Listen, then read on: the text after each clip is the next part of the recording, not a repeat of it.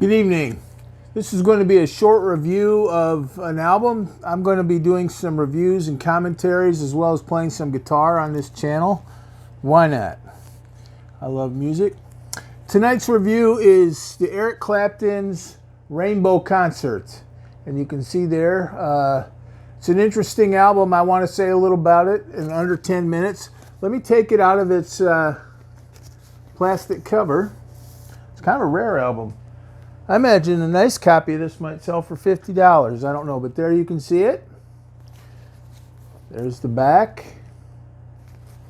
And on the inside, it's got some beautiful photos. Look at that one there. Okay, so this was the good old days, if I may, where you got pictures and photography and some credit information. This is an album that I guess we should say a little bit about it to start the review. This was when Eric Clapton was on a quote-unquote comeback after Derek and the Dominoes kind of crashed and burned. I guess that would be in 1970. He spent about 2 or 3 years having personal problems, drugs. And you can read all about that. I just read his biography, and he's quite honest about it, and I think everybody's known that for years. But people were trying to rehabilitate him. I guess that would be kind of like an intervention, we might call it today, particularly Pete Townsend of The Who, and they put together this tour. And it's often considered kind of premature, or not tour, this concert, this kind of a one-off concert. Ronnie Wood joined in on guitar, Stevie Winwood from Blind Faith, and of course in the heyday of Traffic, still going strong. Jim Capaldi on drums, Rick Gretsch on bass. And even, I just read Clapton's autobiography, and he talked about it and said he really hadn't even played guitar. He almost had to relearn, and he missed rehearsals. I guess he wasn't clean and sober, but he kind of showed up, I guess, and did the concert, and they made a recording out of it. I think it got kind of mixed reviews at the time, but I wanted to say a little bit about the album. I think in retrospect, it's probably one of the, if you think about it, it's probably one of the most famous concerts of the 70s. If you think of famous, important concerts, not just concerts people went to and enjoyed, those happened all the time, but really famous concerts like The Last Waltz, of course, Woodstock, Concert for Bangladesh, Lennon Live Piece in Toronto, I would say Bob Seger at the Pontiac Silverdome, some of those really important concerts that were great. I think this is an important concert, and it's, if you think about it all these years later, it's a pretty famous album. And I guess my comments about it would be that it's, I enjoy hearing it. I'm old enough I remember concerts like this. You can hear, you can kind of hear some of the slop and things of the show, which I remember a lot of live albums used to be like that. And it was almost cool, you'd hear these perfect studio albums, and you'd buy the live album, and you'd hear, people screaming or someone falling over or just whatever live, unplanned noise or event was going on, and you could kind of hear it on the album, and that sort of added to its charm. And it has that kind of raw live concert feel.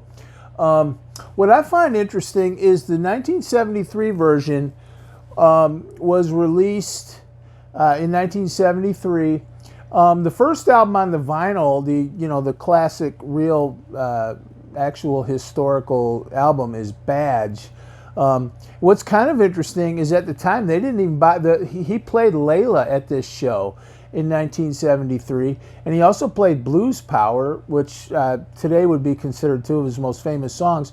And they were already in his catalog at that time. He had done Layla, of course, in 1970, and he'd also done Blues Power on his first solo album, that great Leon Russell song. They're not even on here because that's so interesting. Layla was not a famous song at that time. I remember hearing Layla in 74. I was maybe, I don't know, but I remember hearing it. My friend's older brother, it's always somebody's older brother. You got to watch out for them. But he had all these great albums. And he played the best of Eric Clapton, and I heard Layla, and I remember that, and I think I'd heard, it seemed like I'd heard the piano part, but it was not a familiar song. It was not on the radio all the time, and it's over the years that's become iconic. But it's kind of interesting that on this album, they didn't even bother to put Layla on here. Now they re-released the album in the '90s, remastered it, repackaged it, and they stuck Layla on there first, which is kind of interesting. But it's got a Badge. It's got a great song on it called "Roll It Over." And I really like that song. That was done on Derek and the Dominoes Live. It's a Bobby Whitlock, Eric Clapton song. It's actually one of my favorite Derek and the Dominoes songs, and it's not on the classic Layla and Other Assorted Love Songs, but it's just a real good old kind of blues rocker, kind of a Muscle Shoals, Stax Records type tune. I wish Clapton would do it more. I think it's a great song. And it's got a great guitar part in it, and it's really well written. Kind of, it's kind of one of those blues songs that is sort of straight head blues, yet it's distinct and kind of well written enough that it's really not. It's a cool song. Presence of the Lord is on here. It's got that kind of psychedelic, that kind of ballad, mid-tempo, kind of almost sacred slow part. Then it goes into that kind of psychedelic part from the Blind Faith album. Pearly Queen, that's Stevie Winwood. That's good. That might be one of the better songs on the album, really. But After Midnight's on here, and a nice version of Little Wing. But I guess you might be able to say, well, you could find better versions of all these songs by Clapton. I think he even said that in his biography. He didn't.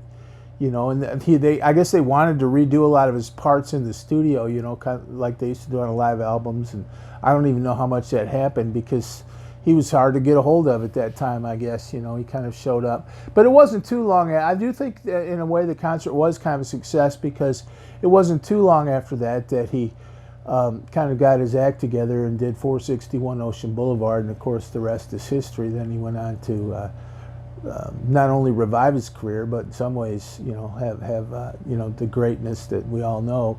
But there's something very special, and I feel like this is interesting because he did all that super good stuff in the '60s, and it, the drugs and everything. Say what you want about it, it's got that hard edge that the music had then, that kind of dangerous, live, anything can happen, non-commercial music edge, and this still has that.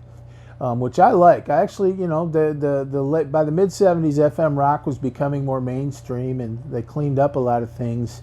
In some ways, the music's better, but you lost that kind of hippie on the edge, that kind of rough but organic feel of a lot of the music of the late '60s and '70s. This still has that. This is still Clapton, but the interesting thing about it. It's got 3 guitars on it, and I was thinking about this. I was listening to it again. I hadn't heard it in a long time. This same year, 1973, the same year this album came out, earlier that year, Derek and the Dominoes Live came out. Now, Derek and the Dominoes Live was actually recorded in 1970, and then the band kind of blew up. Derek and the Dominoes Live is a better album. Derek and the Dominoes Live was a better band. They're tight as anything. The thing about Derek and the Dominoes Live, though, is there were really only 4 players. So what this has, I was listening to it and I noticed that it's got 3 guitars on it, and it's a fuller sound. And I said, that sound with that kind of a little bit fuller band sound, not just one guitar like Cream or Blind Faith, but that with a couple guitars. And sort of a focus on the more melodic songs like Badge, Little Wing. I said, that for all its rough edges, that is a precursor to the Eric Clapton solo stuff, where you had a kind of a bigger band. And when you have a bigger band, you can do more things. So Derek and the Dominoes Live is a much better album. It's some of Eric Clapton's best playing. The band's great. Bobby Whitlock, Jim Gordon, and Carl Rattle, just super duper good band. But like I said, it's 4 guys, and they're still playing a lot of those long drawn out ones. And this one is a little tighter, not tighter, but it's it's got more guitars in it. And when I heard it today, I hadn't heard it in a while, and I noticed, I said it's kind of, you feel that old kind of Clapton, Blind Faith, that it still sounds, it feels like that. But you can also, the fullness of it, even though it's rough in a lot of ways, the fullness of it does give it a kind of polish that I think is a precursor to the 70s solo Clapton, which I happen to like a lot, mostly. So it's a very good album. I really recommend it.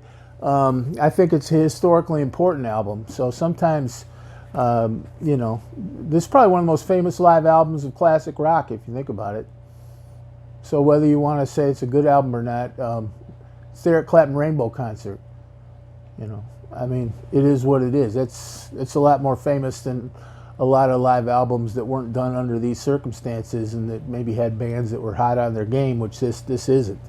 I think they could barely get rehearsals together. But it's still the Eric Clapton Rainbow Concert, and it's still one of the most famous live albums. And if you like Eric Clapton, you should listen to it and understand it.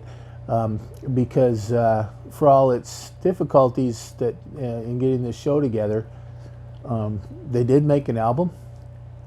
It's worth hearing. It's got some good licks on it. He says he's rusty, and I guess you could hear that if you want to be critical. It doesn't you don't have as many of these big fiery solos like you do on Derek and the Dominoes. Which, again, that's the way a lot of his 70s solo career actually kind of was. In his book, he says he was really years before he really got his, way really back. A lot of his mid-70s solo records, George Terry played a lot of the leads. But I think those are great records. But that's what he says. But this is a good album. If you like Eric Clapton, you should listen to this album. You should buy this album.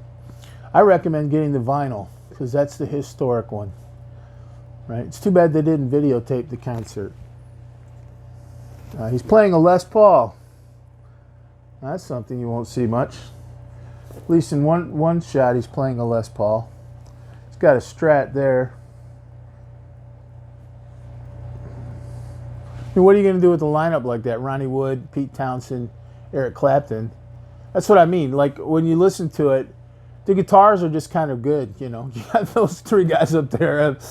They might be sloppy. Clapton may be rusty, whatever. But the guitars are pretty good. And you got not just one, but three, and a good band. So definitely worth listening to, and listening to it carefully. Thank you.